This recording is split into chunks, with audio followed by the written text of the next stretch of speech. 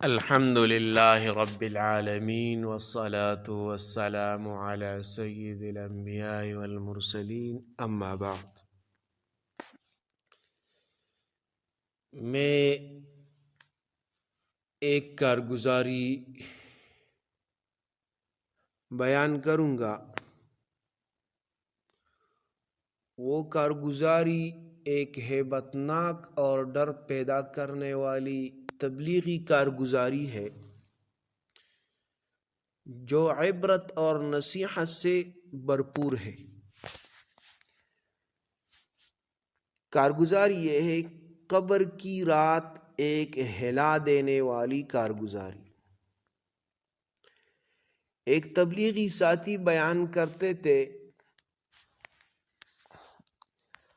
ہم جماعت کے ساتھ ایک گاؤں میں تبلیغ کے لیے گئے۔ مغرب کے بعد ایک بوڑھے شخص نے ہمیں روک کر کہا، میرے بیٹے کی وفات کو 3 دن ہو گئے ہیں، آج قبرستان جا کر دعا کر لو، دل گھبرا رہا ہے۔ ہم چند ساتھی قبرستان گئے۔ رات گہری ہو چکی تھی، خاموشی، اے سی کے سانسوں کی آواز بھی واضح سنائی دے رہی تھی۔ جیسے ہی ہم قبر کے قریب پہنچے، اچانک ہوا تیز ہو گئی، درخت زور زور سے ہلنے لگے۔ ہم نے سورۃ فاتحہ شروع کی ہی تھی کہ ایک ساتھی نے چیخ ماری، دیکھو قبر ہل رہی ہے، دیکھو قبر ہل رہی ہے۔ واقعی وہ قبر ہل رہی تھی، مٹی اوپر نیچے ہو رہی تھی، جیسے اندر کوئی تڑپ رہا ہو۔ ایک لمحے کے لیے سب کے قدم منجمد ہو گئے۔ اسی وقت ایک دل دہلا دینے والی آواز آئی، جیسے کوئی کہہ رہا ہو، مجھے چھوڑ دو، مجھے مت چھوڑو۔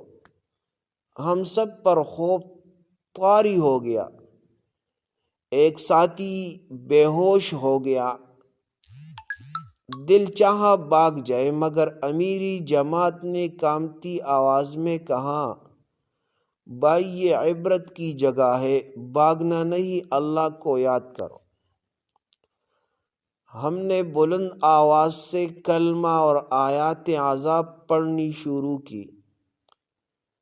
کچھ دیر بعد وہ آواز بند ہو گئی، قبر ساکن ہو گئی، لیکن ہمارے دلوں کی دھڑکنیں تیز ہی رہیں۔ بعد میں معلوم ہوا کہ وہ شخص نماز کا سخت تارک تھا۔ لوگوں کا مال ہڑپ کرتا تھا۔ مرنے سے پہلے توبہ کی مہلت بھی نہیں ملی۔ بوڑھا باپ روتے ہوئے کہنے لگا، بیٹا لوگوں کو اللہ کی طرف بلاتا تھا، خود اللہ کو بھول گیا۔ تو اس میں عبرت کا پیغام ہے۔ یہ کارگزاری ہمیں یاد دلاتی ہے، قبر سچ ہے، عذاب سچ ہے، نماز کی کوتاہی تباہی ہے، اور تبلیغ صرف زبان سے نہیں، عمل سے ہونی چاہیے۔ اللہم اجرنا من عذاب القبر۔ تو یہ ایک کارگزاری ہے، اس میں مسلمانوں کے لیے ایک عبرت ہے۔ اگر آپ تبلیغ کرتے ہیں تو سب سے پہلے اپنے اعمال کو درست کرنا چاہیے۔ اگر آپ کے اعمال درست ہو جائے تو پھر آپ کی بات لوگوں پر اثر کرتی ہے۔ اگر آپ لوگوں کی اعمال ٹھیک نہیں ہے تو دوسروں پر آپ کی بات کوئی اثر نہیں کرتی۔ لہٰذا آپ اپنے عمل درست کریں اور اپنے عمل میں جسٹ پیدا کریں، تو یہ آپ لوگ تبلیغ والوں کے لیے پہنچائے۔ جزاکم اللہ احسن الجزا۔